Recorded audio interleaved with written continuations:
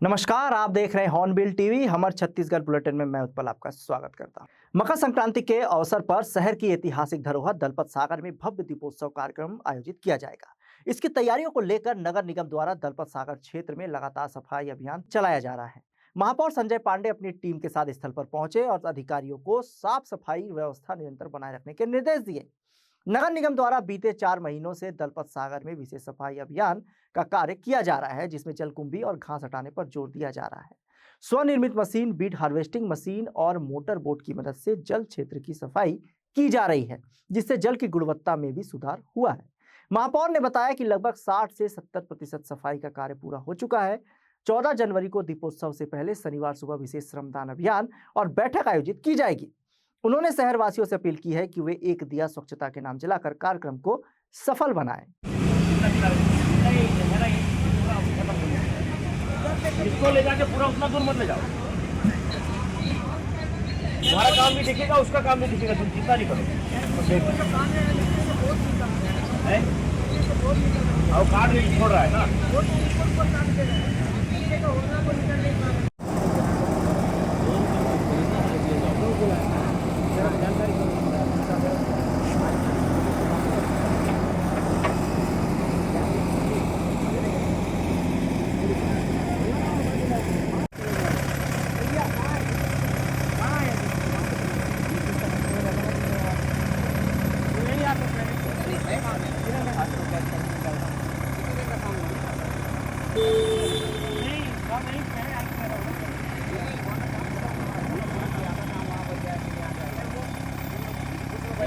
रायगढ़ जिले के गारे पेलमा सेक्टर 1 में पुलिस कार्रवाई के बाद जन आक्रोश और तेज हो गया है। पिछले 15 दिनों से शांतिपूर्ण धरने पर बैठे ग्रामीणों पर बिना पूर्व सूचना पुलिस ने कार्रवाई करते हुए 50-60 लोगों को हिरासत में ले लिया। सामाजिक कार्यकर्ता राधे श्याम शर्मा की गिरफ्तारी से मामला और संवेदनशील हो गया है। ग्रामीणों का आरोप है कि यह कार्रवाई उद्योगों के दबाव में की गई और जबरन मार्ग खुलवाया गया। इसी दौरान खुरुसरेगा ओडिशा बॉर्डर के पास एक ट्रेलर में साइकिल सवार बुजुर्ग को टक्कर मार दी, जिससे वो गंभीर रूप से घायल हो गया। हादसे के बाद गुस्साए ग्रामीणों ने ट्रेलर में आग लगा दी। इलाके में तनाव बना हुआ है। प्रदेश अध्यक्ष आकाश शर्मा के निर्देशानुसार जिला, शहर एवं ग्रामीण युवक कांग्रेस के संयुक्त तत्वाधान में देवकी नंदन चौक पर कैंडल मार्च निकालकर विरोध प्रदर्शन किया गया। यह मार्च उन्नाव गैंग रेप पीड़िता को न्याय दिलाने और महिलाओं की सुरक्षा के मुद्दे को लेकर आयोजित किया गया। प्रदर्शन में बड़ी संख्या में युवक कांग्रेस के पदाधिकारी व कार्यकर्ता शामिल हुए। कार्यकर्ताओं ने मामले की सुनवाई फास्ट ट्रैक कोर्ट में कराने, आरोपी कुलदीप सेंगर की पुनः गिरफ्तारी और कड़ी सजा की मांग की। इस दौरान केंद्र सरकार पर बलात्कारियों को संरक्षण देने का आरोप लगाते हुए नारेबाजी की गई। अध्यक्ष शेरू असलम और ग्रामीण अध्यक्ष सुनील पटेल ने कहा कि पीड़िता को न्याय मिलने तक आंदोलन जारी रहेगा। देना होगा, देना होगा। गैंग रेप पीड़िता को न्याय दो, न्याय दो, न्याय दो। गैंग रेप पीड़िता को न्याय दो, न्याय दो। मुर्दाबाद, मुर्दाबाद, मुर्दाबाद। कुलदीप सिंह सेंगर मुर्दाबाद, मुर्दाबाद, मुर्दाबाद। दुष्कर्मियों को संरक्षण देना बंद करो, बंद करो, बंद करो। दुष्कर्मियों को संरक्षण देना बंद करो, बंद करो। महिलाओं के सम्मान में युवा कांग्रेस मैदान में, अरे महिलाओं को सम्मान दे। सरकंडा के अशोकनगर स्थित जोरापारा तालाब क्षेत्र में नाली और सड़क की गंभीर समस्या को लेकर स्थानीय नागरिकों ने प्रशासन से त्वरित कार्रवाई की मांग की है। जोरापारा तालाब मोहल्ला समिति ने विधायक, नगर निगम आयुक्त, महापौर और कलेक्टर को ज्ञापन सौंपकर समस्या के शीघ्र समाधान की मांग की। मोहल्लेवासी रेवती यादव ने बताया कि तालाब के पास स्थित नाली लंबे समय से क्षतिग्रस्त है। पूर्व में सड़क निर्माण के दौरान नाली को सकरा कर दिया गया, जिससे बारिश में पानी की निकासी बाधित हो रही है। नतीजतन गंदा पानी घरों के आसपास भर जाता है और क्षेत्र में दुर्गंध फैल रही है। जल भराव के कारण मच्छरों का प्रकोप बढ़ गया है, जिससे डेंगू और मलेरिया जैसी बीमारियों का खतरा बना हुआ है। नागरिकों ने नाली चौड़ीकरण, उचित जल निकासी व्यवस्था और तालाब के सौंदर्यीकरण की मांग की है।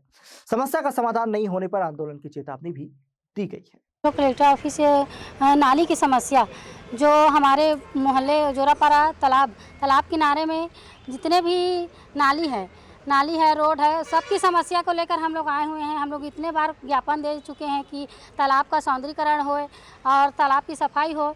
और उसके अभी तो जन सैलाब की स्थिति में है कि घरों में पानी नाली का भर रहा है, पूरा नाली का पानी घर में जा रहा है।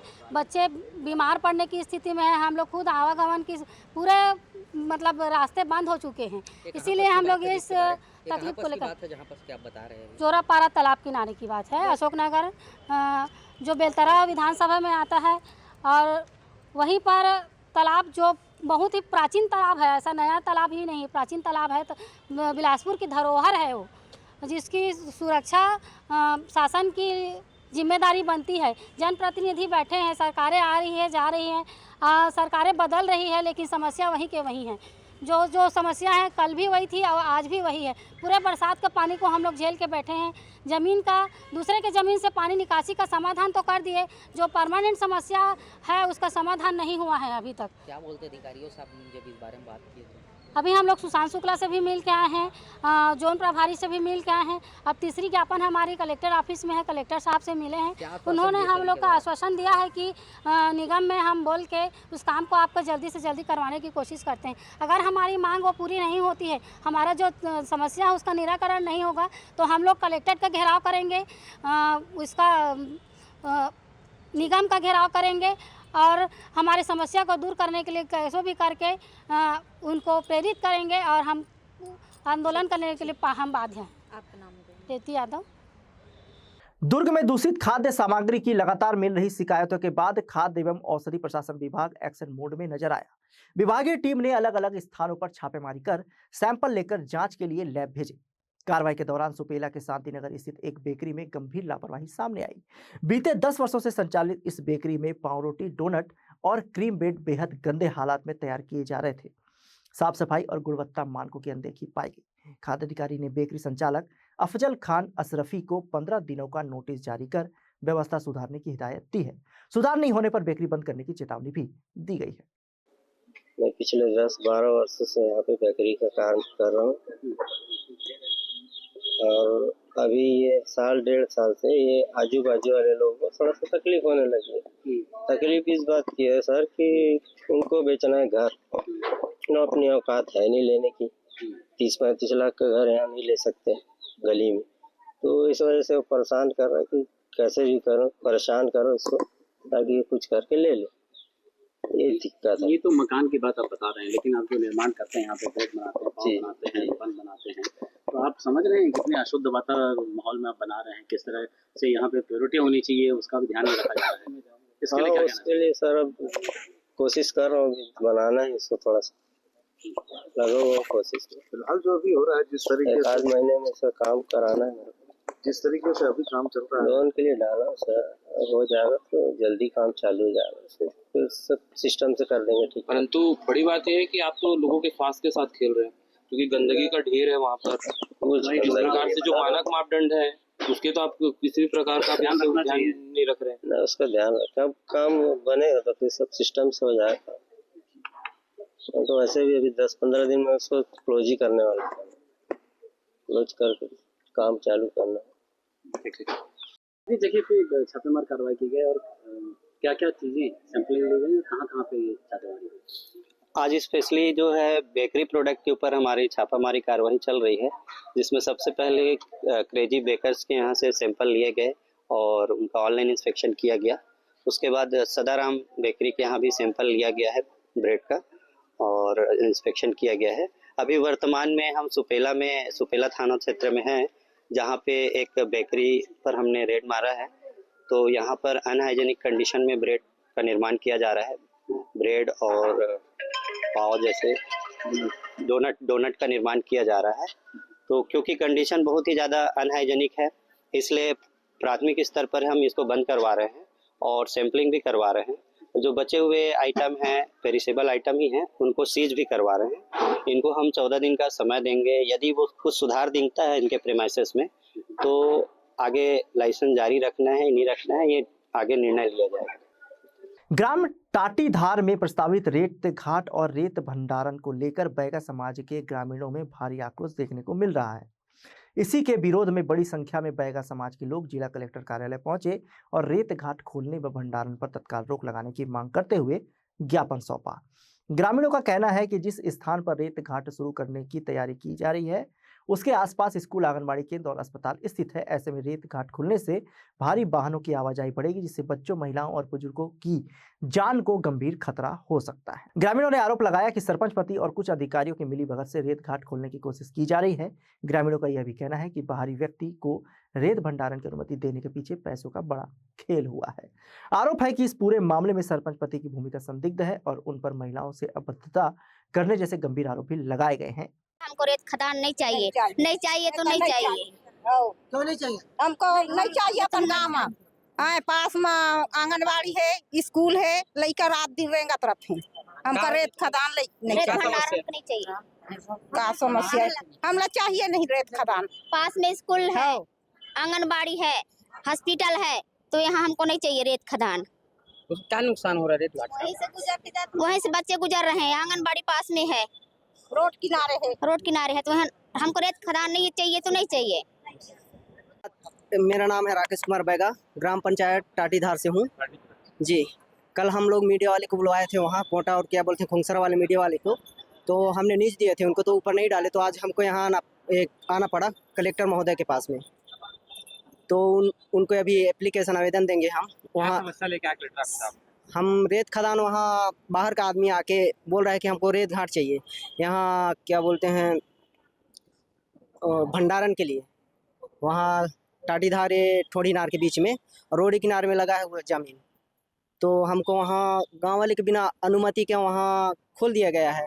सरपंच भी हम लोग के पीछे में नहीं आ रहा है, और सरपंच भी ये भी बात बोला है कि मेरा ज़मीन है, मैं जैसा भी करूँ, तुमको क्या लेना देना है, ऐसे करके बात वहाँ उठ रहा है। सर, लोग लड़ाई झगड़ा में आ रहे हैं, अभी गांव वाले आपत्ति डाल रहे हैं, तो सरपंच उसमें साथ नहीं दे रहा है। तो हमारा गांव का कहना है, पूरा पंचायत का कहना है, कि पब्लिक का कहना है कि हमको वहाँ रेत खदान किसी भी कीमत पे नहीं होने देंगे।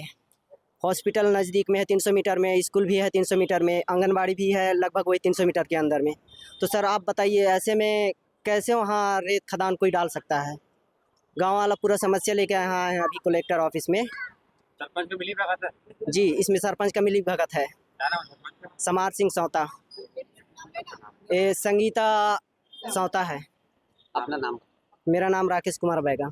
आवास मित्र एक बार फिर अपने रोजगार को लेकर चिंतित नजर आए। प्रशासन द्वारा जारी एक आदेश के विरोध में बड़ी संख्या में आवास मित्र महिला और पुरुष कलेक्टर कार्यालय पहुंचे और ज्ञापन सौंपा। आवास मित्रों का कहना है कि प्रशासनिक अधिकारी ने एक तुगलकी फरमान जारी करते हुए 4 ब्लॉकों के आवास मित्रों को काम से पृथक करने का आदेश दे दिया है, जिससे वे बेरोजगार हो जाएंगे। आवास मित्रों ने बताया, अच्छे प्रदर्शन और तय लक्ष्यों को समय पर पूरा करने के बावजूद उन्हें हटाने का फैसला किया गया है, जो पूरी तरह अन्यायपूर्ण है।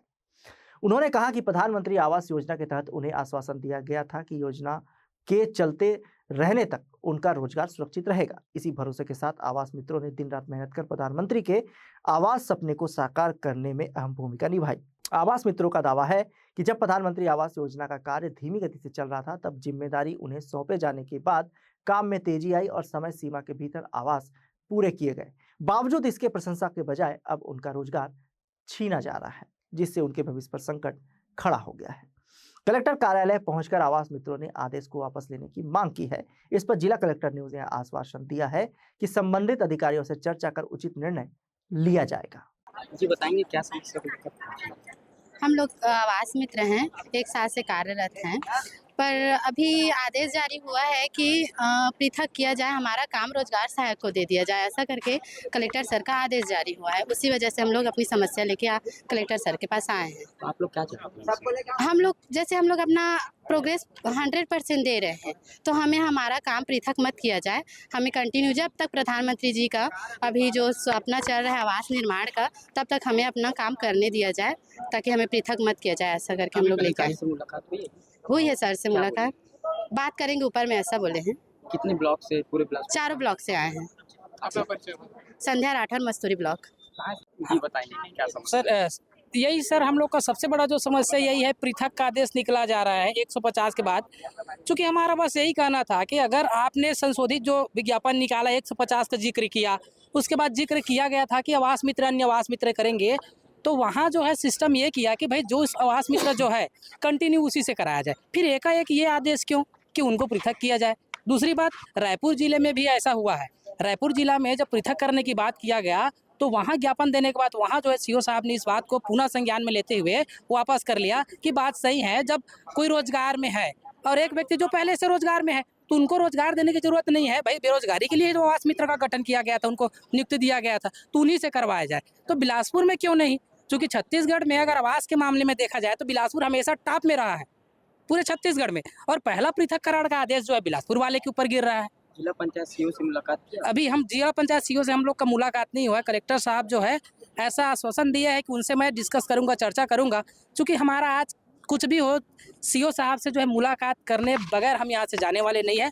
उनसे अपना ज्ञापन देंगे और उनसे इस बात को हम जानना भी चाहते हैं कि क्या हमको पृथक्करण करने का आदेश सीधा मंत्रालय या संचालनालय से जारी हुआ है कि केवल जिला वाले कर रहे हैं। हमको और कुछ नहीं चाहिए, बस हमको अपने पद में बनाए रखे, बस यही चाहिए। क्योंकि आप देख सकते हैं सब कहीं ना कहीं 1 साल से उसमें जूझ रहे हैं अपने सब काम को छोड़ करके। इसलिए क्योंकि हमको आश्वासन दिया गया था कि प्रधानमंत्री आवास जब तक रहेगा तब तक आप लोगों की नियुक्ति रहेगी, आप लोगों के पद रहेगा। अभी तक की स्थिति ये भी देखने को मिला है कि 1 साल के अंदर लगभग जो है 70% जो है हम लोगों ने काम करके दिया था। इससे पहले भी बहुत सारे आवास हुआ है जब वो कार्य किसी अन्य के हाथों में था, आवास मित्र को छोड़कर। तो वहाँ प्रोग्रेस देखिए, 2018 से 2023 के आवास को हम इन्हीं आवास मित्र के द्वारा कंप्लीट अभी हम कर रहे हैं। इतना हम लोग का प्रोग्रेस का रिकॉर्ड है छत्तीसगढ़ में। लेकिन इतना करने के बाद भी अगर हमको इस तरह से लात मार के निकाला जा रहा है तो फिर हमारे भविष्य का क्या होगा? मैं सनी टेंगबर अभी जिला संघ का जो है सचिव हूँ, और आपके माध्यम से बस हम सरकार से और संचालना से भी यही चाहते हैं कि हमारा पद जो है जहाँ जैसा था वैसा रहने दिया जाए। बस धन्यवाद। ग्रामीण अंचलों के सर्वांगीण विकास और आम जन के जीवन स्तर को बेहतर बनाने की प्रतिबद्धता के साथ प्रदेश के वित्त मंत्री एवं रायगढ़ विधायक ओपी चौधरी ने कड़ाके की ठंड में शनिवार सुबह 8 बजे से रायगढ़ विकास खंड के विभिन्न गांवों का दौरा किया। इस दौरान उन्होंने ग्राम छुईपाली, बनोरा, महापल्ली, सियारपाली एवं गोपालपुर में कुल 1,49 लाख रुपए की लागत से होने वाले विभिन्न विकास कार्यों के लोकार्पण एवं भूमि पूजन किया, जिससे ग्रामीण विकास को नई गति मिली।